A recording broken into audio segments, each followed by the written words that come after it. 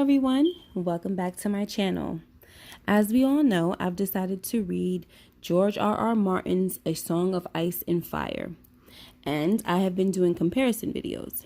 I'm still reading the first installment of the books, A Game of Thrones, so I'm just going to dive right into the comparison number 5, which is Dany and Khal Drogo's love scene. In the show, Dany takes lessons from Dorea on how to please the cow. Now, this happens in the book as well, except when Dany finally takes charge, it's not in the privacy of their tent. When Drogo enters the tent to have his way with Dany, she says to him, "This night we must go outside, my lord."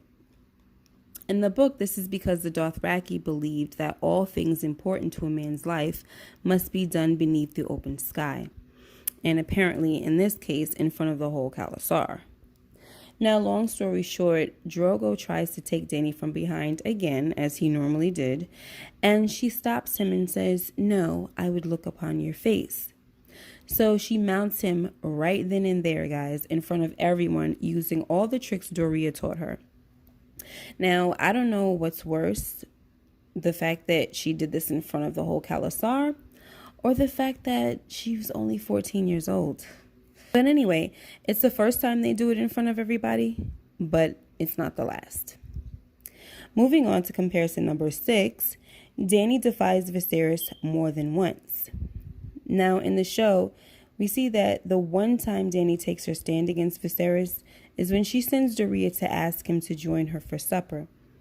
And good old Viserys comes dragging Dorea by her hair.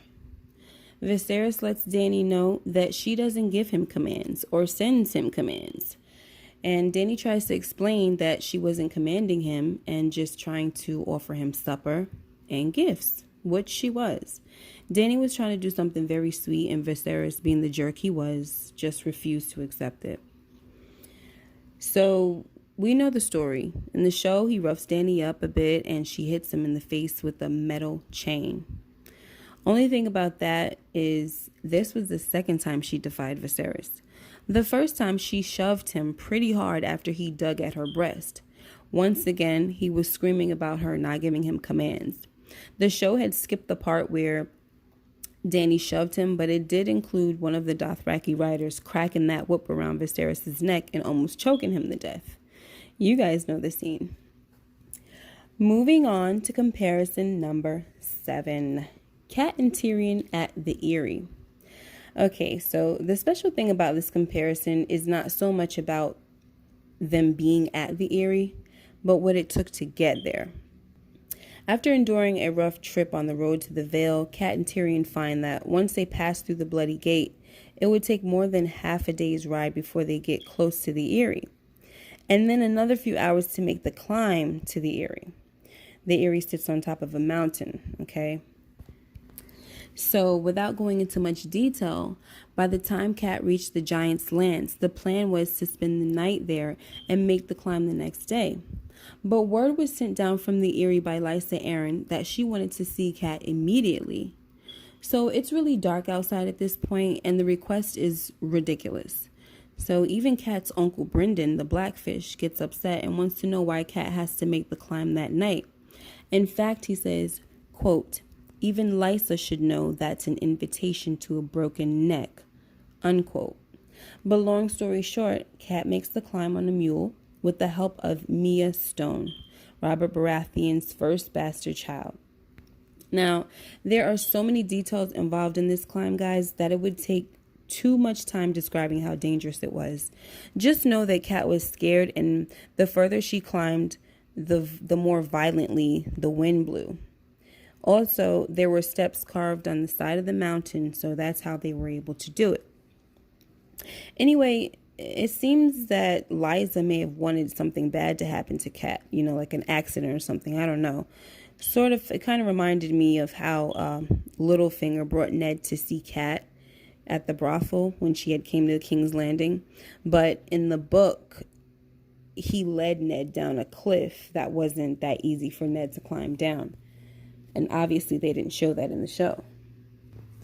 The climb was hard for Ned, but for Littlefinger it seemed pretty easy since he was chilling against a rock by the time Ned got down there. On top of that, he had the nerve to be done eating an apple. Well, he was almost done eating an apple. Now that sounds like Littlefinger hoped Ned might have fallen and broken his neck as well. Anyway, moving on to Tyrion, who was taken as Lady Stark's prisoner and also had to make that climb the next day. Now, it has been mentioned in the books that Tyrion often suffers from leg cramps and pain. So he doesn't do well with climbing stairs or being on horseback for too long. So when it came to the climb, he did what he could, but was carried the rest of the way by good old Bronn. Once he reaches the Eyrie, he is kept in a sky cell to await his fate, as we see in the show. In the show, we see that Tyrion is in this open sky cell that he almost rolls out of while he sleeps.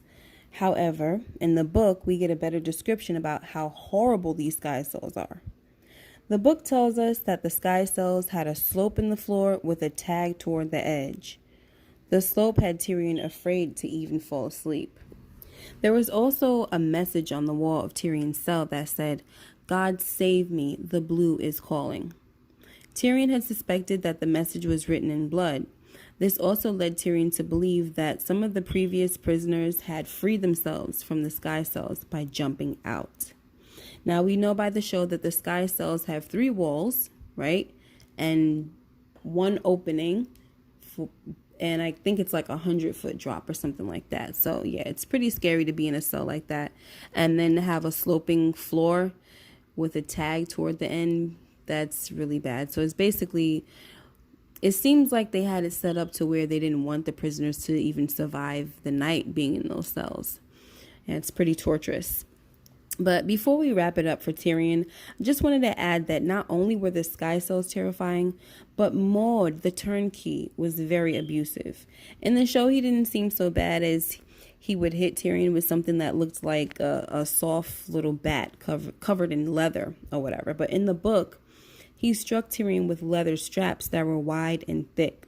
Whenever Tyrion tried to talk, Maud would hit him in the ribs, arms, and even the face. So needless to say, the Eyrie was worse off for Tyrion in the book. Comparison number 8. Ned and Jaime's confrontation. So we all know about the infamous attack on Ned Stark and his men led by Jaime Lannister. This took place outside of Littlefinger's brothel.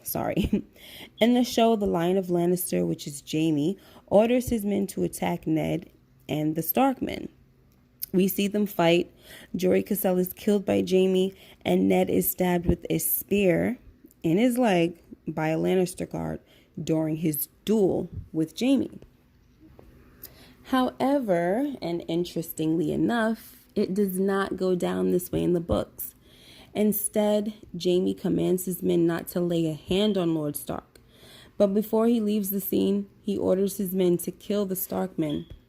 During this time, Jory is killed along with the rest of the Stark men, but it is not Jaime who kills him. Jaime didn't do anything in the book to anyone. He just gave commands. So, as for him and Ned, they never had a duel, and Ned actually hurt his leg by falling off his horse after his horse slipped in the mud. Now, the last comparison for today is Sansa betrays Ned. And that leaves us to comparison number 9, right? It said 8, 9. Yes, comparison number 9. Now, this one really pissed me off, guys, because after Ned was taken for treason, this is after Robert Baratheon dies from his, hunting excursion. And Ned was then taken for treason. So they called Sansa in to write a few letters to her brother and mother. Now that part we all know, we saw it in the show. However, the book reveals that while Ned Stark planned to send Sansa and Arya back to Winterfell, Sansa snuck away to tell Cersei of her father's plans. Unfortunately, this allowed Cersei to make a plan of her own, and she was able to be 10 steps ahead of Ned. And so she basically captured Sansa, whether Sansa realized it or not. She'd had her captured, and she kept her locked up in Maegor's holdfast with guards posted outside. Now, the book then lets us know that the fighting starts a few hours after Sansa goes and tells Cersei this information. And this really annoyed me because Sansa let her selfishness put her family in danger. Her so-called love for Joffrey was the worst thing that could ever happen to her, and turned out to be the worst thing that happened to her father, since her betrayal led him to be imprisoned and eventually beheaded. Another sad thing is that while Sansa was writing letters for the queen, she didn't even bother to ask about her sister Arya, if she was safe or not. I mean, to me, that just tells us a lot about Sansa. It really tells us that she's all for self. But even Robb Stark was annoyed with Sansa when he received her letter. And here's what he said to that. Quote, "And she says nothing of Arya. Nothing. Not so much as a word. Damn her. What's wrong with the girl?" Unquote. And I kind of had the same question myself. What is wrong with the girl? Now, I've never wanted anything bad to happen to Sansa. Every time she was, while she was in King's Landing, I wanted her to be free. When she got away during the infamous purple wedding, I was happy that she got away. When she was being tortured by Ramsay, I was happy that her and Theon got away. But there was always something about her. She was never my favorite character because I just didn't like the way she moved. Okay? To be honest, her ending in the show was not satisfying to me at all. I didn't feel like she deserved to be queen in the North. The Lady of Winterfell, sure, but not queen in the North. But we'll discuss that another time. That's all for today, folks. Please make sure you like, comment, and subscribe, and hit that bell so you can receive notifications for when I post my next video. And yes, I will try my best, guys, to post more often. I also have my power video, coming up. Ballers aired last week, so I got a lot of ground to cover, guys. So just bear with me and stand by my side as we grow this channel. And please remember to give those comments. I started this channel because I want to talk with you guys. I want to converse. I need some activity going on in my comments. It's not enough. I understand that there's not a lot of subscribers, but I'm just hoping along the way that the viewers would also pick up, and then we can just get a great conversation going. So that'd be wonderful, and help me out with that. And let's just have some good talks. Until next time, you be blessed. Take care. Bye-bye.